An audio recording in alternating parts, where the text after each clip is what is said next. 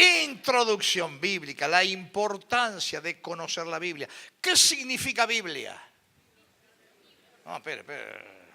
A ver, hermano, usted, con su antojito, mi amigo de tantos años, nos conocemos como de 40 años. ¿Qué quiere decir Biblia? Libros, muy bien. Biblos, libros. Eso significa. Está compuesto por, nadie me diga nada. ¿Por cuántos libros está compuesto? Yo voy a preguntar. ¿Cuántos libros está compuesto? 66, dice la señorita. ¿Cuántos están de acuerdo? Muy bien. ¿Cuántos libros del Antiguo Testamento? 39. ¿Y del Nuevo? 20. Hacen los 66 libros de la Biblia.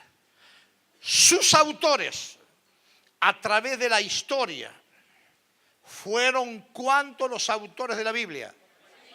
¿Cuánto? Muy bien, todos fueron eruditos, todos fueron grandes escritores, ¿verdad? ¿Cómo? ¿En qué quedamos? Había eruditos, había reyes, sacerdotes. A ver, un sacerdote que escribe una carta en la Biblia, ¿quién es? Esdras. Muy bien, fantástico. Mire, todo pueden ser preguntas de examen esto, ¿eh? Estamos chequeando lo que ya vimos la anterior clase. Muy bien. La confección de esos 66 libros, 39 del AT, Antiguo Pacto, Antiguo Testamento, y 27 de NT, Nuevo Pacto, Nuevo Testamento. Fueron escritos por 45 autores, que demandó un tiempo de ¿cuántos años? ¿10 años? ¿15 años? ¿Cuánto? 1600 años. Muy bien. Vayan subrayando todo eso, está lo que hemos visto. Muy bien, 1600 años. Pero hay un periodo desde el Pentateuco. Nadie me responda. ¿Qué quiere decir penta? Bueno, dije que nadie. Bueno. ¿Cuánto? ¿Qué penta cuánto es? Son los 5 primeros libros de la Biblia que se conoce como la ley. Su autor fue el apóstol Santiago. ¿Quién? ¿Quién? Moisés. Muy bien, muy bien. Desde el Pentateuco hasta el libro del Apocalipsis pasaron 1500 años. Luego 100 años más del Nuevo Testamento, la carta. Apocalipsis, ¿qué significa? La revelación de los eventos futuros. ¿Qué significa la palabra revelar? Significa correr el telón. Cuando en las obras griegas, tragedia o comedia, cuando usted ve en la puerta de un teatro 2 caritas, una triste, ese que se va a brindar una obra que representa una tragedia. Y si usted ve que boza una sonrisa, como las galletitas sonrisitas, ¿vio? Entonces quiere decir una comedia. Cuando iban los espectadores a los teatros griegos, se sentaban y cuando se abría el telón decían revelación, porque ya se veía lo que estaba detrás del cortinado. ¿Está bien? Son detalles que no están, pero que nos sirven para enriquecer también y para que yo me pueda mandar la parte y que ustedes digan cómo sabe el tipo este.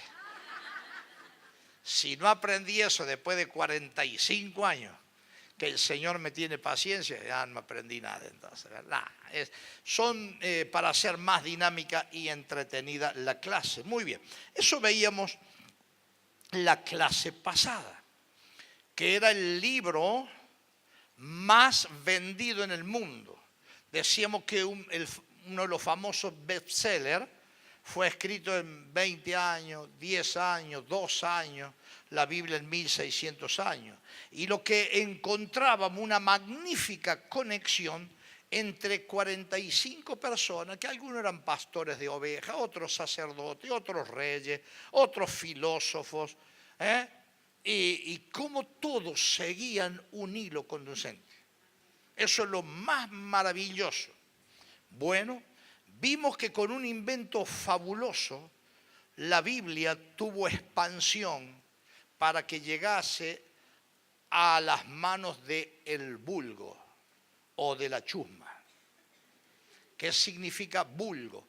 La palabra vulgo viene de vulgar, pero no con un cariz descalificativo, sino de un sentido de fácil entendimiento para toda la gente.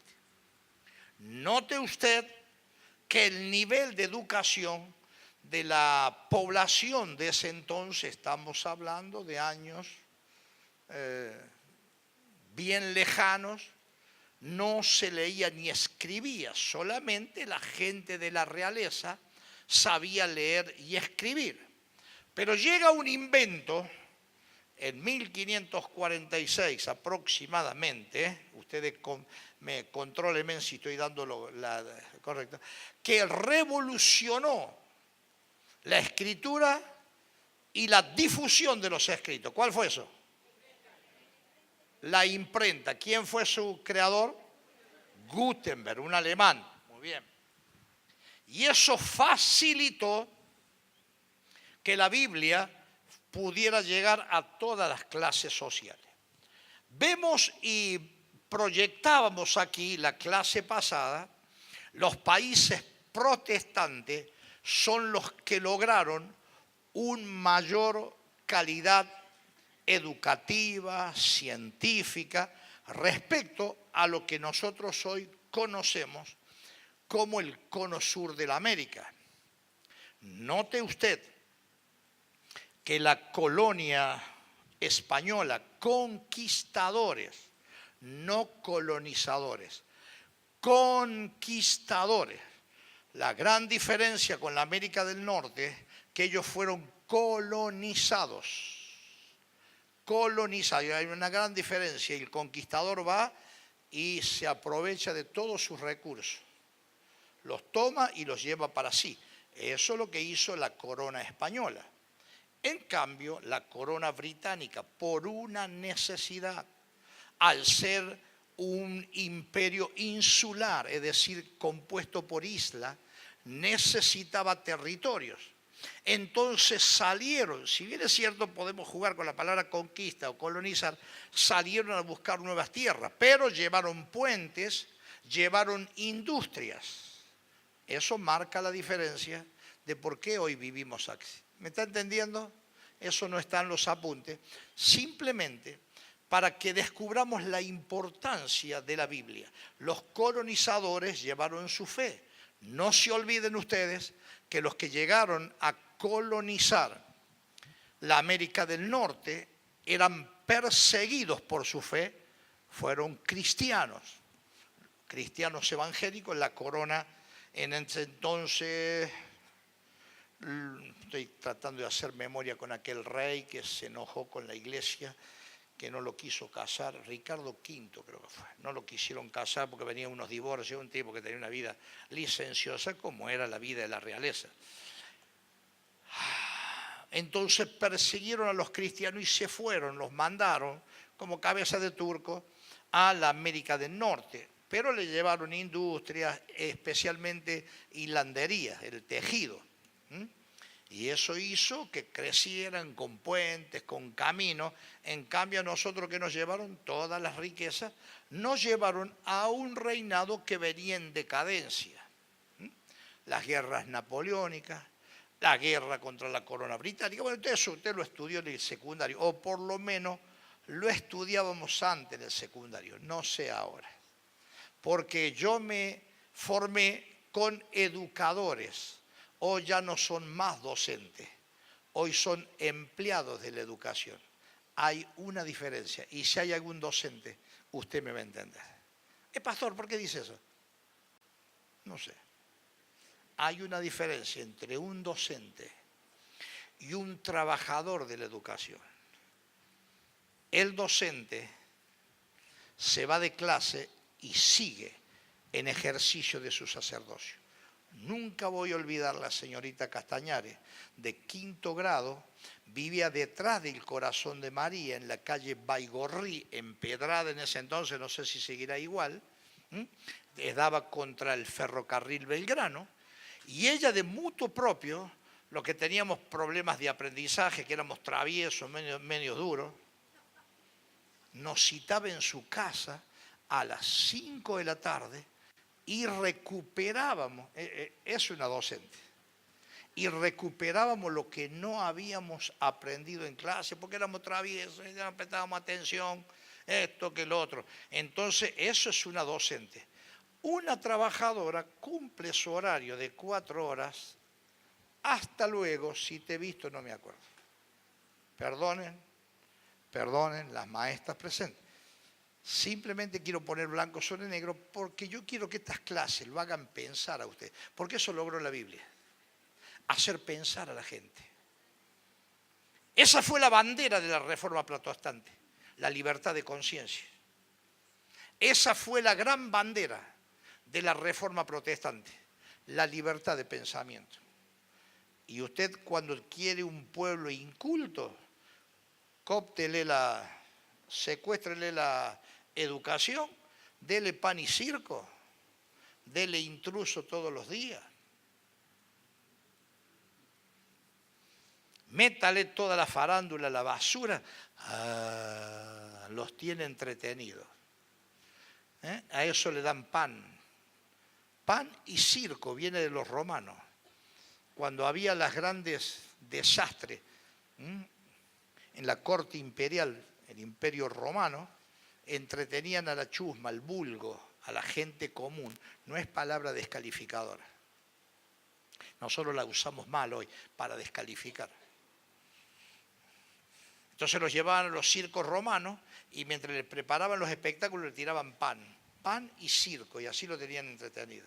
En cambio, si usted le da un libro a una persona, usted le enseña a leer, a razonar. Cuando yo veo que el 50% de los alumnos hoy no resuelven los trabajos de matemática. Ya lo leí en los diarios. 50%. ¿Podemos ir adelante así? ¿Podemos salir adelante? La Biblia te enseña. La Biblia enseñó de la justicia social. La Biblia vino a traer caridad, a formar carácter. Cuando cantamos tu palabra, oh Señor, bendice al corazón, porque transforma. Eso es la Biblia. Eso tiene que saber qué significa. Es un libro sobrenatural, como vamos a ver ahora. Para que aprendamos qué hemos creído, a dónde está basada nuestra fe, que podamos presentar defensa, que no somos un hato de ignorantes que nos lleva un predicador carismático, con buena música, un domingo. Esos hacen los manipuladores. Y un pastor puede ser un perfecto manipulador. Por eso es menester que usted aprenda a pensar por sí mismo. Que usted pueda discernir lo que se le predique el domingo a la luz de la Biblia. Dentro de la Biblia todo, fuera de la Biblia nada. Todo lo que logró la Biblia, el libro más vendido, la influencia que trajo. Cuando Sarmiento, yo les dije en la clase pasada, trajo la educación lancasteriana, Argentina, mire los frutos, 6 premios Nobel, único país de América, en las ciencias duras. También en premios Nobel de la Paz, también de literatura, pero hemos tenido biólogos, físicos, matemáticos. Eso marcó la diferencia con el resto de la América Latina. Por eso fuimos tan envidiados. Eso también nos dio un sentido de supremacía y de orgullo, especialmente representado por el pueblo del puerto, los llamados porteños, y que no nos quieren en América. Hasta hoy. No nos quieren por nuestra ascendencia europea, por nuestra formación. Pero todo eso trajo la Biblia. Cuando la Biblia llegó, En el año 1800, al Virreinato del Río de la Plata, don Diego Thompson, como dije en la reunión del domingo, los que son de iglesias satélites no estuvieron presentes, aquel gran compostor. ¿Qué significa la palabra compostor? Eran los que traficaban, los que vendían Biblia, los que llevaban Biblia. Así que tenemos presencia evangélica antes del nacimiento de la patria. Ya estaba la iglesia evangélica. Todo eso son registros históricos. Grandes educadores como William C. Morris, una localidad en Buenos Aires lleva el nombre de este gran educador evangélico, William C. Morris. Sarmiento fue un educador por excelencia. Un gran lector de la Biblia. Entonces vemos cómo afectaron a López de Vega, a Andrés Bello, a Miguel de Unamuno, a Ricardo Roja, a Gabriela Mistral, entre otros. Hallaron en la lectura de la Biblia inspiración y sabiduría. Es el único libro que llegó a la Biblia, a la luna, y allá en la luna reposa un ejemplar de la Biblia. El comandante Irwin, cuando aluniza y camina en el suelo lunar, y él mira el esplendor de la creación, y recita el Salmo número 2, verso 8, cuando dice así: cuando veo los cielos y las estrellas que tú creaste, pienso y digo, que es el hombre para que tengas de él memoria. Eso lo dijo un hermano nuestro, y ahí clavó la bandera estadounidense y sembró la Biblia en el suelo lunar. Ningún libro lo logró. Sufrió la cruel persecución. No hay libro más atacado y más denigrado que la Santa Biblia. Recuerde usted aquel gran pensador, Voltaire, francés, que dijo: en pocos años este francés demostrará lo infantil que es la Biblia y erradicará el cristianismo de la tierra. Y para leer una Biblia o ver una Biblia tendrán que ir a un museo. Pocos años después, él murió y la Sociedad Bíblica de Bretaña compró su casa y hoy es la Sociedad Bíblica de Francia. Aleluya. Lo persiguió el comunismo, lo persiguió Mao, lo persiguieron los grandes tiranos, quemaron millones de Biblias y no la han podido detener. Eso nos va dando la evidencia. Cuando hacemos un análisis de que la Biblia está unida de Génesis al Apocalipsis, es un milagro. 45 autores, 1600 años, fueron todos inspirados. ¿Por qué decimos que la Biblia es palabra de Dios? Porque es irrefutable. Esta noche veremos las pruebas científicas. Estoy recordando la clase pasada, ¿no es cierto? ¿Qué más vimos? La resistencia a la crítica. Fue la impulsora de los movimientos e instituciones benéficas. Abolió la esclavitud, la emancipación de la mujer, la protección de la infancia, la educación popular, el cuidado de los enfermos, inválidos y ancianos, la lucha en contra de la prostitución y los vicios, la acción contra la pobreza. Los derechos humanos se originaron a través de personas que fueron motivados por la palabra de Dios. Domingo Faustino Sarmiento dijo: la lectura de la Biblia echó los cimientos de la educación popular que han cambiado la faz de las naciones que los poseen. Impresionante. Pero me encantó la palabra de Napoleón. Yo leí un libro, es un personaje que a mí me fascina, Napoleón Bonaparte. Muchachito que a los 14 años sufrió de neumonía, pulmonía, eso era fatal, en la isla de Córcega donde él nace.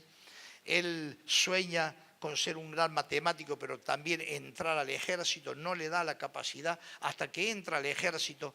Y ese niño, casi minusválido, discapacitado, bajito de estatura, llegó a ser el hombre que puso a Europa de rodillas. Llegó a comandar 1 millón de hombres cuando avanzó sobre Moscú. 1 millón de hombres. ¿Usted se imagina? Hizo temblar al mundo.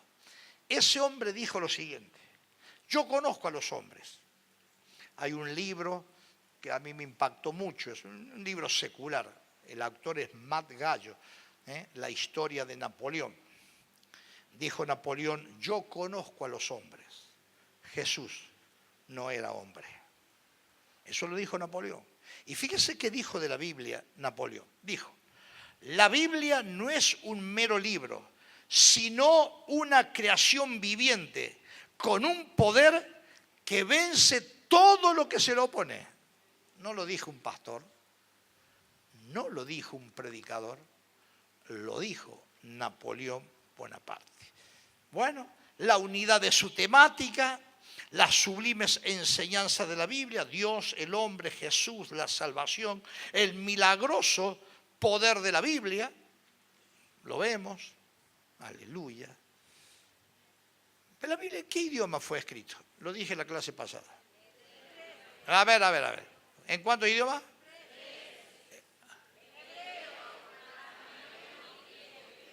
Muy bien. Y el griego. Muy bien. Decimos que la Biblia es un libro poderoso que transforma. ¿Cuánto vemos que gente que se convirtió en la cárcel?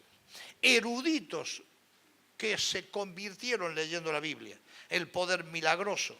Siendo la palabra del Dios omnipotente, esto está en la página número 8, siendo la palabra del Dios omnipotente, la Biblia posee un poder sobrenatural que la distingue de cualquier otro libro. Sin embargo, no debemos considerarlo un amuleto o fetiche. Un fetiche significa ídolo u objeto de culto, que se le atribuyen poderes sobrenaturales. Como lamentable muchos hacen, porque su inagotable poder solamente emana del mensaje que transmite y no del libro en sí. Cuando nosotros tomamos contacto con la palabra de Dios y creemos y caminamos en ella, su efecto es asombroso. Isaías capítulo 55, verso 10 al 11, por favor. Isaías capítulo 10 al verso 11. Si me dan una mano, los chicos, dice... A ver si lo leen ustedes, porque yo estoy medio de costado aquí, ya me voy a bajar. ¿Cómo dice? ¿Lo ven allí atrás todo? A ver, leamos todo, vamos.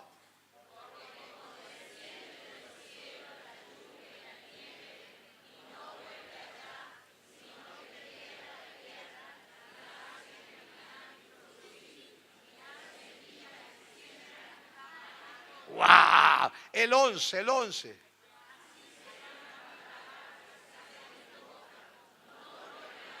Fuerte.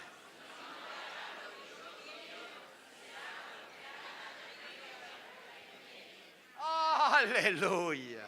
Esa es la palabra del Dios nuestro. Esa es la Biblia que usted tiene en su mano. Que transforma, cambia, convence. Bendito sea Dios. Nos revela cómo es verdaderamente nuestro rostro. Así el espejo nos revela cómo es nuestro rostro. Así la Biblia nos revela cómo son nosotros. Aleluya, hace que nos acerquemos a Dios para implorar su perdón y obedecerle. Imparte nueva vida. No voy a leer los versículos bíblicos, eso lo estudia en casa. Alimente el alma, santifica, vence a Satanás. Escrito está. ¿Cómo venció Jesús en el desierto a Satanás? Con la palabra. Escrito está. Ya está escrito. Aleluya. Satanás fue vencido, pero usted tiene que conocer la Escritura y decirle, escrito está Satanás. Cuando viene a tentarlo, a hacerlo caer, ya está escrito, ya está determinado en la palabra. Bendito sea el nombre del Señor. Alimenta el alma, santifica, vence la superioridad de la Biblia con respecto a otros libros. El predominio de las Sagradas Escrituras se pone manifiesto no solamente en su enseñanza, sino también en su veracidad y estilo. Es un libro superior a las otras religiones. Por ejemplo, los textos sagrados de los hindúes. Está en la página 10. Los Vedas, los Brahmas, los Upanishads, son todos los textos sagrados de los hindúes. Enseñan un exagerado politeísmo. ¿Qué significa poli? Poli, mucho. Teo, Dios, muchos dioses. La India tiene aproximadamente 1.000 millones de dioses. Me contaba el hermano, la familia que nosotros tenemos en India, que ahora regresan en mayo, la familia Andrada, porque no le renovaron la visa, tiene que volver al país a hacer de nuevo todos los trámites. Bueno, Usted va, hay una lagartija que le entra una vaca a su casa, al jardín, adentro de la casa, usted no la puede tocar ni la puede correr porque es un Dios. Mientras que nosotros vemos un costillar,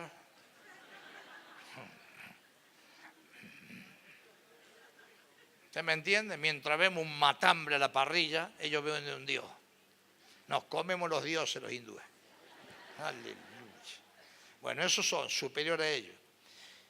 Los textos sagrados de los antiguos persas, el Avesta, actualmente se conserva solo una parte de los 21 libros que la componían originalmente. Sus enseñanzas son muy inferiores a la Biblia. Entre los pocos seguidores se encuentran los parsis de la India y algunas sectas de Irán. Los 5 clásicos de Confucio, pero ninguno te da solución a los problemas del hombre contra el pecado, no te ponen plan de salvación, de superarse al hombre, no. Después tenemos los textos de Buda, la Tripitaka, presentan un plan de salvación que solo puede alcanzarse a través del esfuerzo humano. El hombre tiene que salvarse a sí mismo. Lo único que estos textos pueden ofrecer es un hipotético nirvana, estado espiritual en que los hombres pueden librarse del dolor perdiendo su individualidad. Después tenemos el Corán, los textos de Mahoma. El Corán sabe cómo nos llama a nosotros los perros infieles. Los perros infieles, bueno, en todo caso, perritas y perritos infieles. Así nos llaman ellos a nosotros. Y uno de sus textos dice, te conviertes a Mahoma o la espada. Qué distinto a la Biblia. Si te hiere en una mejilla, pone la otra. Por eso el Islam ha crecido y defiende a muerte, literalmente con la espada, la conversión de lo que ellos llaman los perros infieles. Usted ve, Mahoma fue un pedófilo, tenía esposas de 8 años, las hacía mujer, 8 años, una niñita. Esos son los profetas de este mundo. Murió mordido de rabia por un perro, le tienen pánico a los perros por una tradición. Cuando yo visité los países musulmanes, le tienen pánico a los perros, ven un perro y se ponen locos. Por eso la mayor descalificación es perro para nosotros. Mientras nosotros decimos que hay que amar a los enemigos. Fíjese la diferencia entre una cosa a otra. Bueno, la veracidad de la Biblia estamos viendo, aunque muchas corrientes de pensamiento cuestionan su veracidad, la Biblia es la única obra que no exhibe error alguno, sino que dice la verdad y nada más que la verdad. Claro, para nosotros decimos amén, amén, amén. Ahora tenemos que demostrarlo esto. Suponiendo, yo estoy acá, no creo en nada, no creo en la Biblia, no creo en Jesús. A ver, demostrame lo que es la Biblia. Para mí, papeles, un libro más, dice la gente. Vamos a demostrar la veracidad. Si no le bastan las pruebas espirituales que transforma, que cambia, no le va, ahora vamos a ver los fundamentos y vamos a ver cómo podemos demostrar lo que la Biblia decía miles de años que al hombre le llevó en remotos tiempos de confirmar lo que la Biblia ya decía. La arqueología, los descubrimientos del Mar Muerto fueron extraordinarios. Durante el siglo XIX se puso en tela de juicio la existencia histórica de los patriarcas. Un crítico entendió a los patriarcas como personificaciones de las tribus. Otro los consideró como figura de la poesía folclórica. Otro los interpretó como reflejo de las divinidades astrales. Ninguno de ellos creía que el Génesis describiera la situación histórica de la época de los patriarcas. Pero esto cambió totalmente con los descubrimientos de las ciudades de Nari, Nuzi y Alalak. Bueno, ahí está, no lo voy a leer porque es un tanto tedioso, a dónde están ubicadas esas ciudades, que ahora han tomado vigencia por la guerra de Irak, la guerra en Siria, todos esos pueblos. Alepo, usted va a encontrar Alepo, aquí lo tiene. Por ejemplo, negaban la existencia de los eteos. Sin embargo, todos los descubrimientos arqueológicos demuestran la existencia de esas tribus. Ahí está la prueba de la piedra negra que se encontró en el siglo XIX, cuando decían que Moisés hablaba de que había escrito los 5 primeros libros de la Biblia, y decían que no, que en esa época no había escritura. Sin embargo, el libro de los Hechos Apóstoles, capítulo 7, dice que Moisés fue criado y formado conforme a toda la sabiduría de Egipto. Entonces ellos atacan eso. No, en la época de Moisés no existía la escritura, él no sabía escribir. Sin embargo, los esenios, miles de años antes de Moisés, ya tenían las escrituras. Y Moisés llegó a ser lo que fue, en la parte natural de sus conocimientos, uno de los arquitectos de las grandes pirámides, de los fenómenos de Egipto, fue un hebreo. Usted conoce la historia, el rescatado de las aguas. Se descubrió que la escritura es miles de años antes de Moisés. Así que Moisés perfectamente sabía leer y escribir. Por eso son todas pruebas que se han ido dando a través de los tiempos, descubrimientos, los rollos del Mar Muerto. Se considera que el descubrimiento arqueológico más significativo del siglo XX, estos manuscritos fueron descubiertos entre el año 1947 y 1956 en las cercanías del Mar Muerto. Ellos representan los restos de una biblioteca de una comunidad judía, Qumran, que vive, todo esto está en la Biblia, en los años 250 a.C. y 70 a.C. Entre los materiales encontrados se han hallado fragmentos representativos de todos los libros del Antiguo Testamento. Esto no lo dice un pastor, no lo dice un teólogo, esto lo dice la arqueología. Está descubierto, está comprobado, no hay lugar a duda. Entonces léalo porque son interesantes y constátelo después con la Biblia, la palabra del Señor.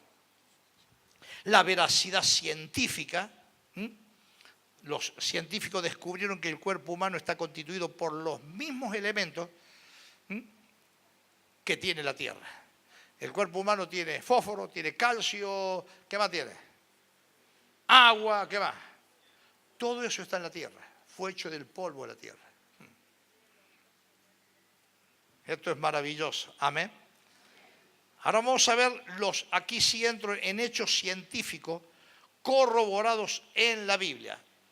La ciencia significa conocimiento y la verdadera ciencia siempre concuerda con la evidencia,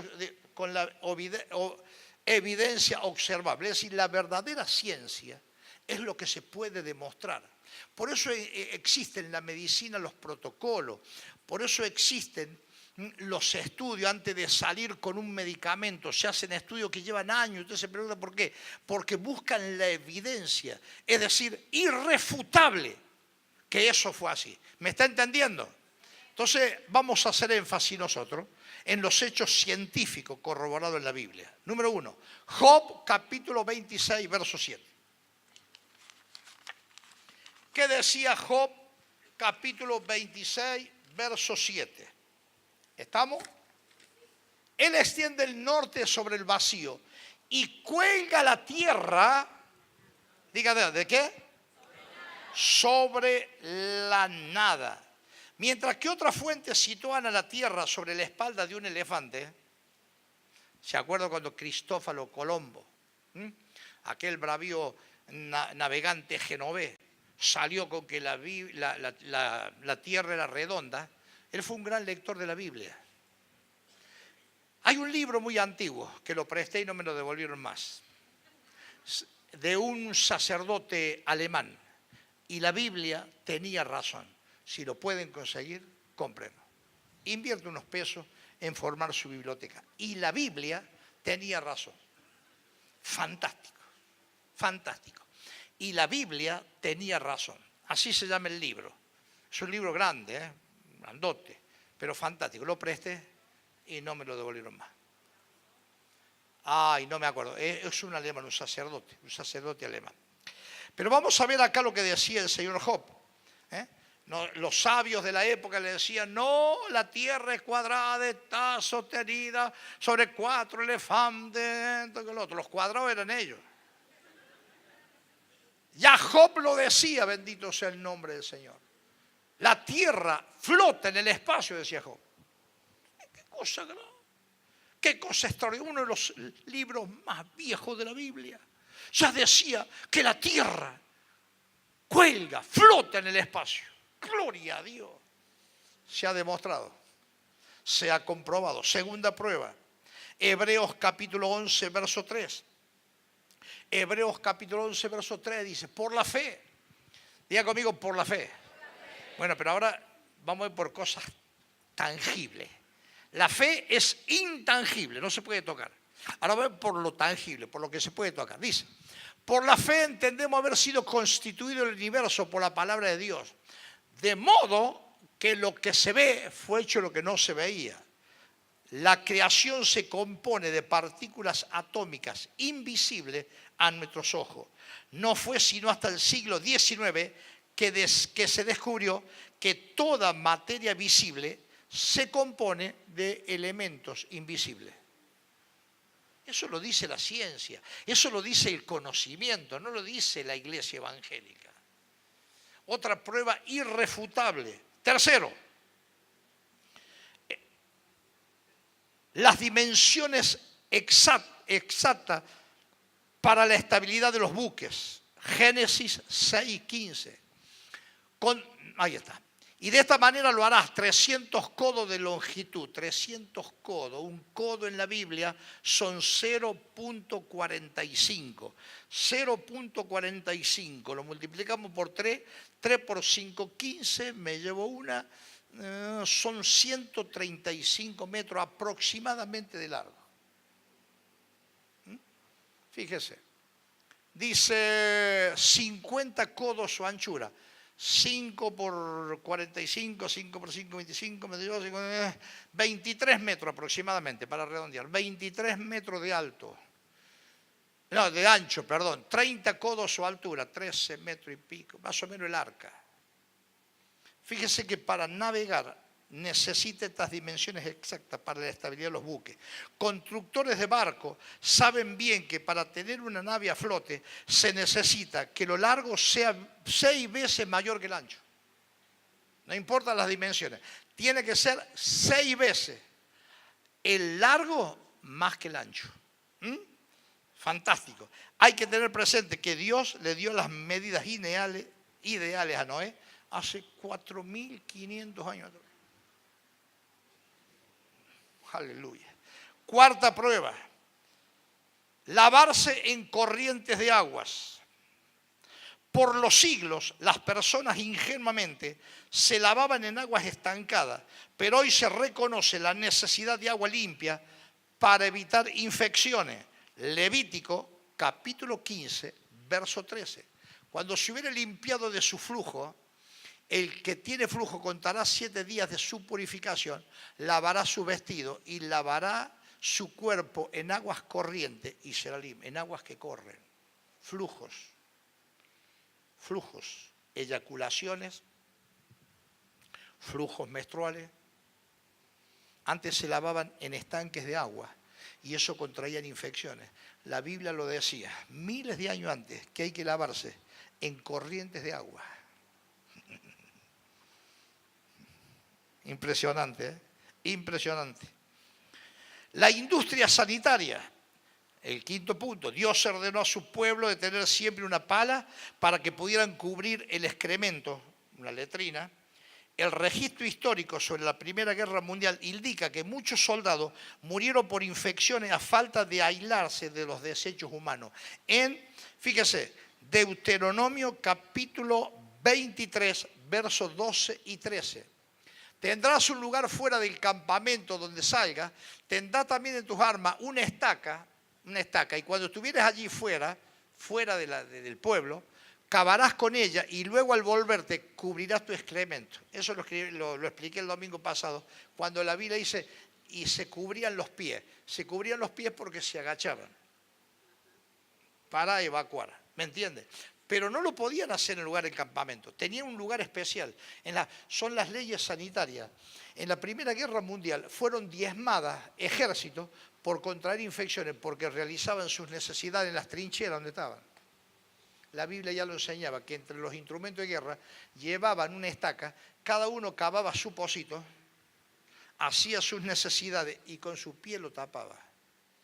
Enseñanza, ¿por qué anda mostrando todos sus excrementos? Tápelo usted mismo, que nadie vea sus impurezas. Esto lo prediqué un día. Nada más que un tema medio desagradable para predicar. No, porque tiene que... Pero usted me entiende. Cuando le dije lo que eran los trapos de inmundicia, ¿se acuerda? Ahí tiene otra ley sanitaria. Trapos de inmundicia eran los trapos menstruales. Se prendían fuego en un lugar. Pablo dijo que la sabiduría del hombre son como trapos de inmundicia. Fíjese. Los océanos contienen fuentes. Job 38:16. ¿Ya está la clase? Job 38:16. Rápido que estamos viendo los hechos científicos que corroboran. Lo lindo que la Biblia lo decía miles de años antes. Colón, para saber que la tierra era redonda, él cuando observó el horizonte a la lontananza, vio que los barcos se iban perdiendo. Dice, no caen a un abismo, tan loco esto. A algún lado van. La tierra es redonda. Lo trataron de loco, de demente. Porque él leyó el libro de Job, que donde estábamos, los océanos contienen fuentes. Job 38:16. ¿Has entrado tú hasta la fuente del mar y has andado escudriñando el abismo? En el fondo del mar, en el fondo del mar. Miren, casi todo el suelo marino se encuentra en total oscuridad debido a la enorme profundidad y presión atmosférica. Para Job hubiera sido imposible explorar la fuente de los océanos. Recientemente se sabía que los océanos eran alimentados solamente por ríos y lluvia. No fue hasta 1970, hace pocos años atrás. 1970. ¿Cuántos años tenía yo en el 70? ¿Qué sé yo? A ver, en el 66 tenía 18, 22 años. 22 años. Cuando yo tenía 22 años se pudo comprobar que con la ayuda de submarino construido para resistir 6.000 libras de presión. No hice la conversión, la voy a hacer para la próxima clase. Dice, los oceanógrafos descubrieron la existencia de fuentes en los suelos marinos. La Biblia lo decía 5.000 años antes. ¿Es la Biblia la palabra de Dios o no? ¿Es un libro sobrenatural o no? Termino con esto. La causa del gozo y de la alegría. Hechos 14:17. Hechos 14:17. Dice, si bien se dejó a sí mismo sin testimonio haciéndose bien, dándonos lluvia del cielo y tiempo fructífero, llenando de sustento y de alegría nuestros corazones. Gloria a Dios.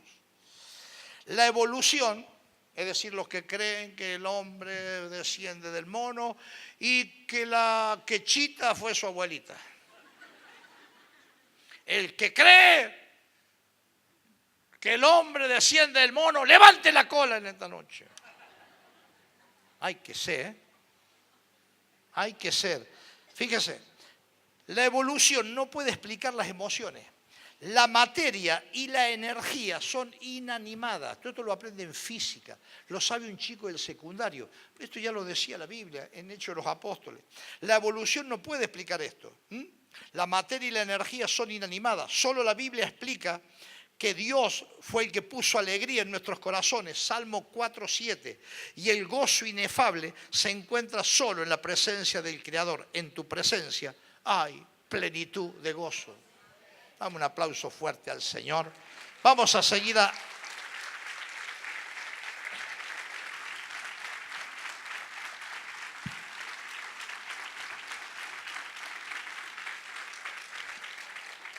Página 19.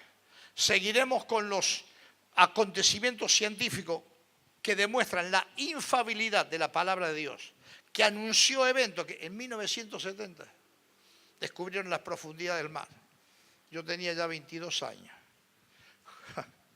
Job lo había dicho hace 5.000 años atrás. Dios es grande. Es el Dios que nosotros creemos. Amén. Abran todas las puertas de par en par, por favor. Todas las puertas. Para mí ha sido un gusto. Trato de llevar la materia lo más dinámica posible, que no sea aburrida. tenemos una propuesta para tener un pequeño coffee break en la próxima clase. No se dieron los tiempos, usted vio que no hay lugar físico hasta que no entreguemos todos los apuntes y las tarjetas magnéticas que certifican su ingreso a clase. Muchas gracias, Dios le bendiga, vale la pena creer en un Dios vivo y de poder. Pasen a retirar los apuntes, ya viene el pastor Fernando Claría.